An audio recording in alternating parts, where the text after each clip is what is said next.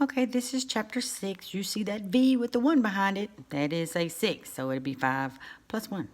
Human psychology or physiology. And that is actually, this chapter is a very quick overview of all your systems, which all those medications may affect. And that's why you still have to learn human physiology along with it as well, along with pharmacy tech. That's what they're affecting, is affecting your body. So we have to know about the body as well. They just don't focus on it as much as they do in other disciplines. First, we'll be talking about your vital signs. We should all know what a normal body temperature is. It is normally taken orally. The most accurate is taken rectally, but there's several places you can take temperatures. One is rectal, which is your anus. I just mentioned it. It is the most accurate. You could do your ear, vagina. A lot of times they will check temperatures when people are trying to have a baby. They'll check that. On your forehead, in the gut.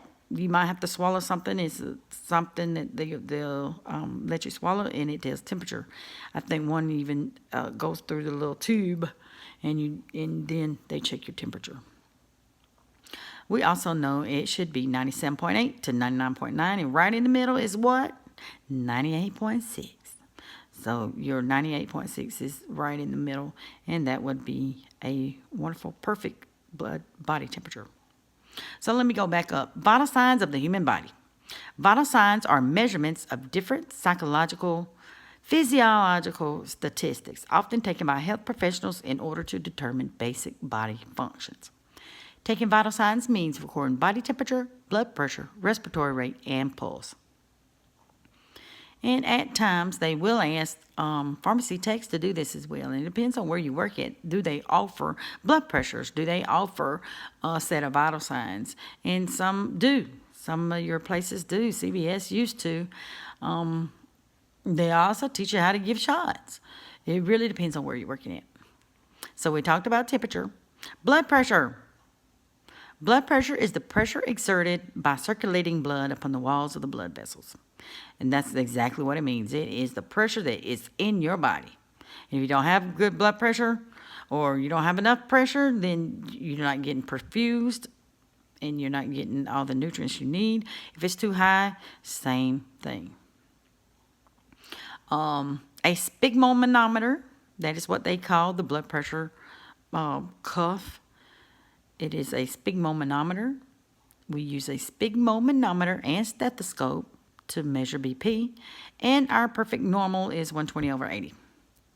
Respiratory rate, y'all know what that is. That's breaths per minute. Sometimes you'll see 20 BPM. That's breaths per minute. And that's how it will be recorded. And the average is 16 to 20 breaths per minute. So make sure you know your numbers. Pulse. It's also your heart rate. It's the number of times the heart beats in a minute. And it's measured in BPM, beats per minute. Both the same. That's why they kind of don't use those so often. We'll say respirations instead of breaths, which is what most people would do. And pulse, our favorite pulse, they say of a healthy adult, but maybe not the average healthy adult. Maybe a very, very healthy adult is 40 to 60.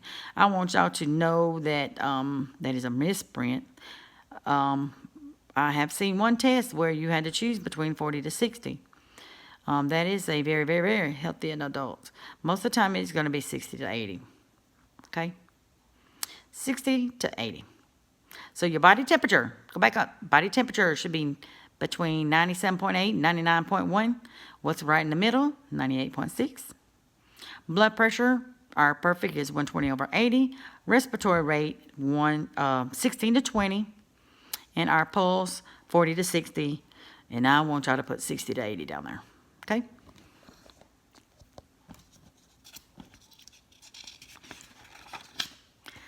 Then we're going to talk about our circulatory system.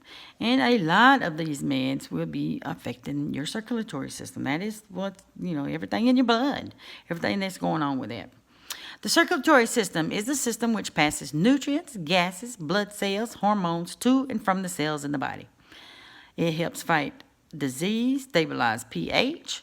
And what should our pH be? Or if it is greater than 7, what do we call it?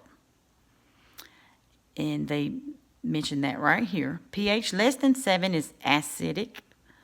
Greater than 7 is alkaline or basic. So the higher it is, the more basic, the more alkaline. The lower it is, acidic. And a lot of people think that's different, but it's the lower the pH, the more acid it is. So you've got your anatomy, you got your pulmonary circulation. All that means is the circulation that is going through your lungs. Pulmonary is lungs. So if we're having pulmonary going to the lungs, that means it has no oxygen. So we're going to the lungs to pick up oxygen. And then as it leaves out of the lungs, it's oxygen rich. Systemic circulation, we kind of learned that a minute ago. Any kind of systemic medication affects the whole body. Same here. Your systemic circulation is the body. It is your circulation that is leaving your heart going to the body. Systemic, or body and back. But it's your body going through your heart to your body and back. Okay? Then from your heart, it's like your heart's in the middle of your lungs and your body. So it's got to go back to the heart to pump to the lungs. And then it goes through the lungs, comes back, and it's got to get pumped up again to go to the body. And it's just a whole system just like that over and over. Then your coronary circulation. Anytime you see something coronary, we know that means heart. So it is your blood supply to the heart. That is actually the vessels that surround your heart. Not the blood that goes through it, but the vessels that surrounds it. Then, of course, you've got your heart. And then your closed cardiovascular system, which is the structure of blood vessels, but blood does not leave those structures. And that's what we have. We have a closed cardiovascular system. It's still, until somebody cuts us, or we cut ourselves or something and becomes open. Otherwise, blood is not leaking out of us. That's your closed cardiovascular system. Okay? What are the functions of your circulatory system?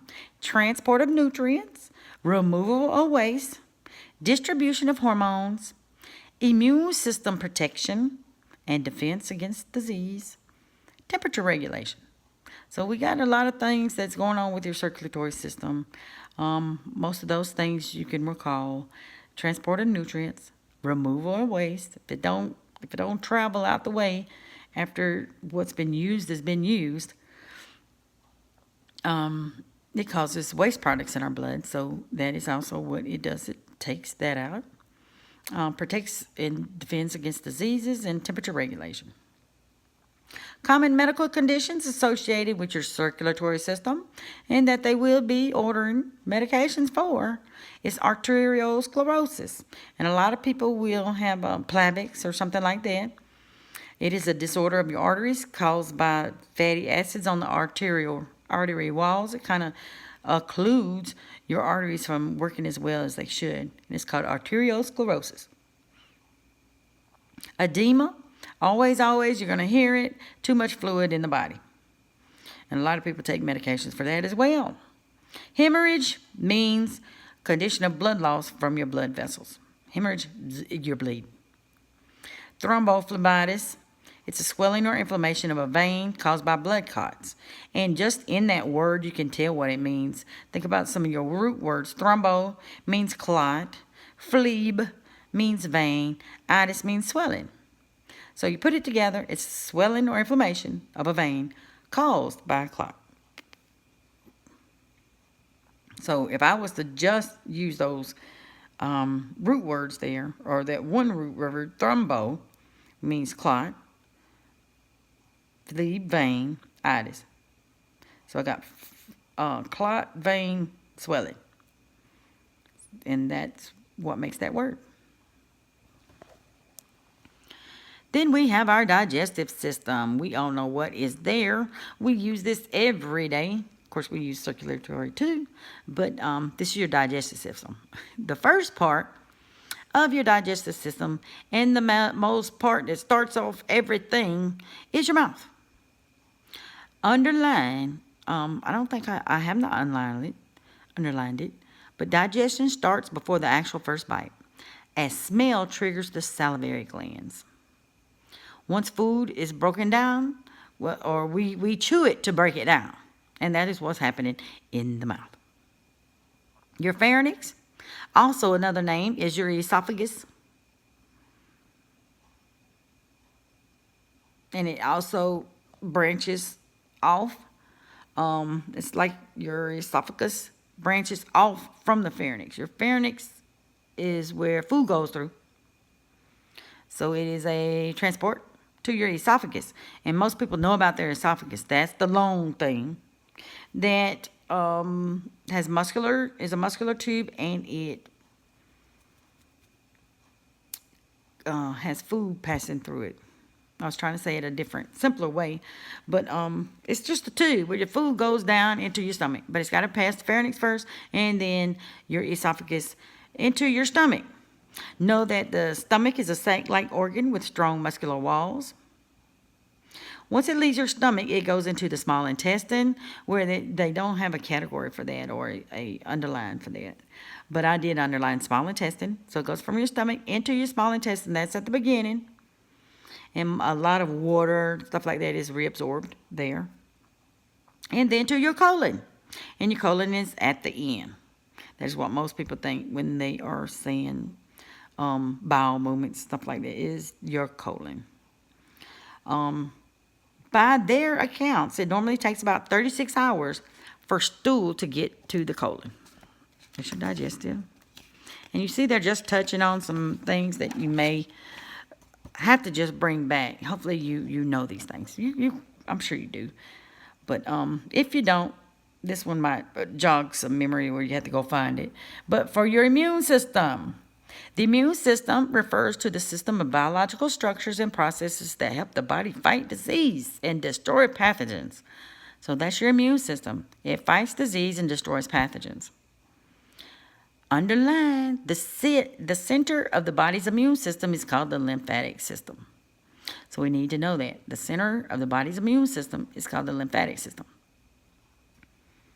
That's actually, just like you got veins rolling through everywhere, you got lymphatics as well. Lymphatics is picking up a lot of stuff that a lot of people don't realize. It's working right along with your blood to keep out bad stuff. So, for bone anatomy, you got your bone marrow. It is a substance found in some bones throughout the body. Bone marrow is where the immune system cells come from. These cells include red blood cells, white blood cells, and platelets. The thymus. This is where lymphoid cells mature before they are released. It is actually a gland that it allows them to grow until they get to where they need to be. And we call them T cells. In a HIV patient, their T cells are down, and that's what they're talking about, these lymphoid cells. The thymus allows T cells to develop self-tolerance. Thymus is located beneath the chest bone. So we've got the thymus there. Then you got your lymph nodes. They're found everywhere throughout the body. Part of your lymphatic system act as filters for the body. And sometimes you can have a sore throat. Your doctor ever, especially they're looking for tonsillitis, they're looking for anything going on with your throat, they will actually massage your throat on the sides. They're saying, is your lymph node swollen? And it tells it. I'm sitting here about to choke myself checking. But they will be swollen. And that's why they rub your neck when they're trying to figure out what kind of problems you have with your throat. Then you got your spleen. It's found in the upper left of your abdomen. It is a filter. It's got two different parts. You don't have to worry about that. We just know that it is a filter. A lot of people have had to take their spleen out. We need it, but it's actually okay because it actually holds on to extra red blood cells, but it's also a filter. It gets the bad stuff out as well. But people will have that surgery. MALT. It is mucosa-associated lymphoid tissue. It's located throughout the body's mucosal lining. It's the largest part of the lymphatic system and protects the body from a wide range of antigens. Antigens are bad things. You don't want them messing with our cells. So that's why we call them antigens. This doesn't sound good. Then you got your lymphocyte recirculation cycle, which allows lymphocytes to circulate through lymphoid and non-lymphoid tissues, helps in ensuring that lymphocytes are exposed to antigens they know, making them able to help the body destroy them. So you've got a system that is actually just kind of hanging out, going through tissues, trying to find bad stuff. And that's what they call it, lymphocyte recirculation. So all of that is about your immune system. You got your bone marrow.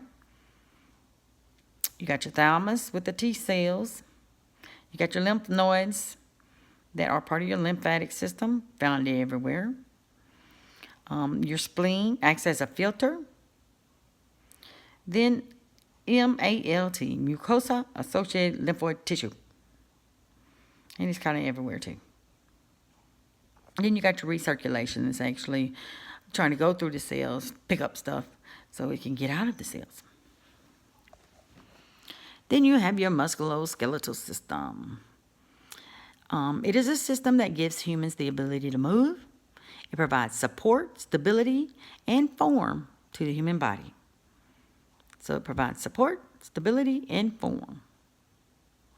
So for your skeletal system, it provides shape and form, serves as a framework. Humans are born with 300 to 350 bones. But they fuse together and leaves us with how many bones? 206.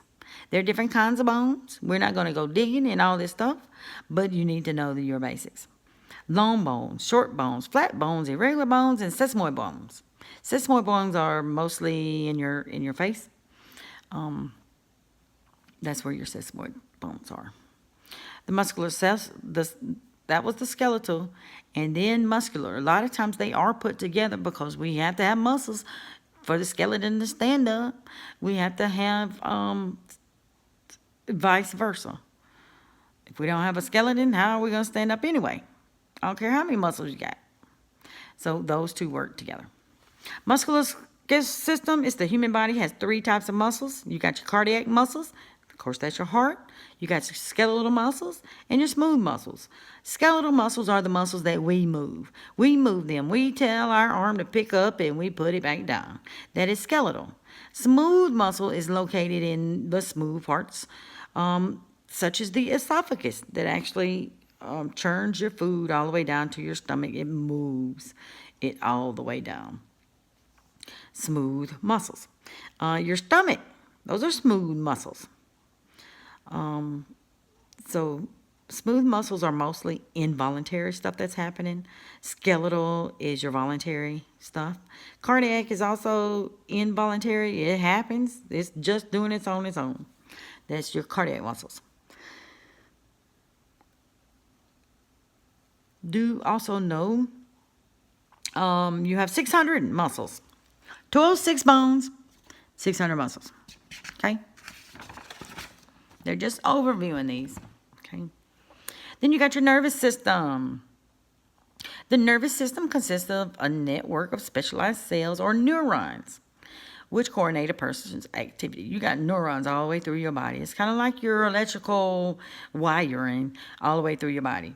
If one of them is messed up or does not connect, it can mess up your functioning. So we need them always connected. Those are like little spaces that need electrical charge to get to the next one. So you got your central nervous system, and you've got to remember what part of your body is central. That's your skull and your brain. So, or skull, brain, and spinal cord. That is the center of your body, and we call it the central nervous system. Nothing hard about it. It's just what's in the middle. It's your brain and your spinal cord. Okay? Your spinal cord is located inside your vertebral column, which is your bones. There's a cord inside, and it relays information to and from the brain. We have 31 segments. You can remember we have 31 segments. I'm not going to ask you to remember all of them. Some of that comes to mind if you've seen it enough times that you about remember those numbers. 5, especially 5 lumbar, 5 sacral, 1 coccygeal. And that is all part of your spinal cord that houses your vertebral column. Then you got your brain. Of course, it is in the skull. And your brain is actually protected in the skull by meninges. Meninges are connective tissue that actually line the skull, so you won't be knocking your brain on your skull all the time. So that is what a meninges is. It actually keeps you from knocking your brain on your skull, literally. And we have those type things all in your body, especially by bones. It's made up of soft tissue, and the brain does not grow. You might see a question, does it grow? No, it does not. Then you got your peripheral nervous system. Remember I said central nervous system, that's everything in the middle? Well, your periphery is everything on the sides. Just like your peripheral vision, what you see on the side or what you see on each side, that's your peripheral nervous system. Anything on the side. The center is what it is, your brain and spinal cord. Anything else, all these nerves that's going everywhere else are peripheral. There's 31 pairs of spinal nerves. Then you got 2 different kinds or categories in your nervous system. You got somatic, which we actually have talked about. You just didn't know that was the name of it. Somatic is actually you doing the work. That's your skeletal muscle. That's your voluntary muscles or nerves, or the whole system is somatic skeletal muscles. It does consist of your peripheral nerves, and most of those are what's moving your body parts. So somatic means skeletal, and it is voluntary, whereas autonomic, it is also actually automatic. So don't mess that up. You either know one or the other. I used to remember autonomic first, just because I can put that together, autonomic. And then I would know that somatic meant voluntary. But I know automatic means autonomic, however they want to spell it. To me, I see automatic. And that's how I always remember that was for the automatic things that happen in your body. Digestion, urination, your heart beating, your everything that happens when you're not thinking about it, that is autonomic. So somatic is skeletal and voluntary. You pick up your arm, you put it back down. That's somatic. And I always remember that because somatic and skeletal. Skeletal muscles we pick up. Everything else goes to your automatic. Okay? Then you have your reproductive system. We've got all kind of body parts that we all know what our body parts are called. If you do not know by now, we are in trouble. Sometimes even the men don't know their little parts in their anatomy. They know the bigger parts, but sometimes the internal organs get lost, even for females. We already know penis, scrotum, and your testes. Your testes is also actually the round balls that are in your scrotum. The scrotum is actually the sac or the pouch, whereas your testes is actually those round things in there. Epididymis, it is coiled tube in the testicles as well. Then you have your vas deferens. That's your sperm duct. Seminal vesicles, sac-like pouch, attached to the vas deferens. It is just a transportation that is getting everything ready, hopefully to have a healthy sperm. Then you got your prostate gland right below your urinary bladder, and then your bulbourethral glands, which secretes pre-ejaculate to lubricate the urethra. Okay, just remember those. That is not, they don't focus a lot on that, but you will need to know, and most of us know our bigger parts. For females, a lot of people may not know about the Bartholin gland. All it is right there at the opening of the vagina that actually lubricates, helps lubricate your vagina. All that other stuff, you better know. Then you got your respiratory system. We know that inspiration is inhaling, which is breathing in. Expiration is breathing out. So inspiration, we're going to be taking in oxygen. Expiration, we're taking off carbon dioxide, or giving off carbon dioxide.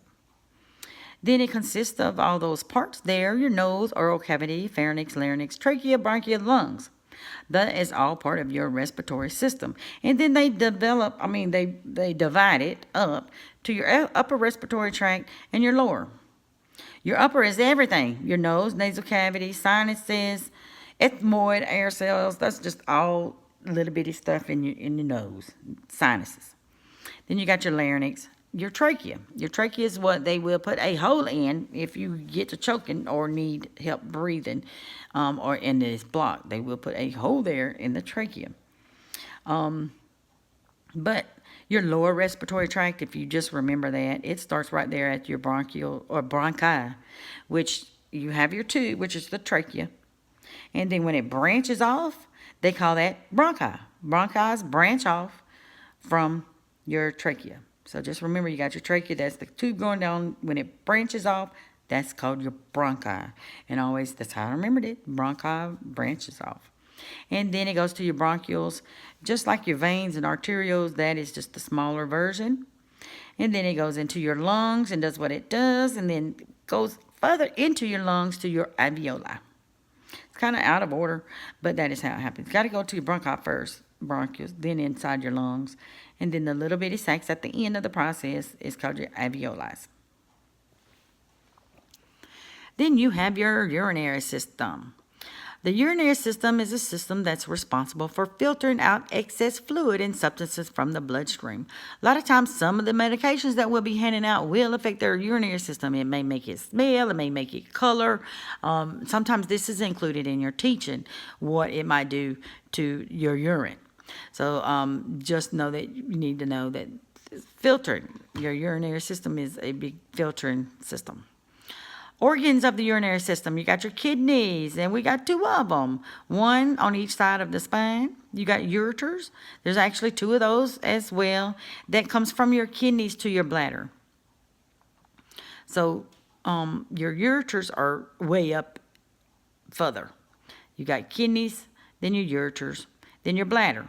Then from your bladder, which remember we learned root words, our bladder means S-Y-S-T. And then it goes down to your urethra. In the middle there are sphincters that release it from your bladder. And then we have another sphincter that releases it to the outside. And then it goes through your sphincters and then your urethra and then out of your body. Urinary system, most teaching you'll have to do is what color, what makes it smell, things like that do different. They might even call you like, hey, this medication has done this to me. And you'll be able to look it up. And most of the times it's just on the packet. They just didn't read it. Not that you're going to know all this. You will have a computer system that tells you all this. You will have printed out materials that tells you all this. You'll be able to look up this information. They have systems where all of this is listed, your indications, your side effects, what to tell your patient. All of that is to help you take better care of your patient. And also, that is it. Thank you.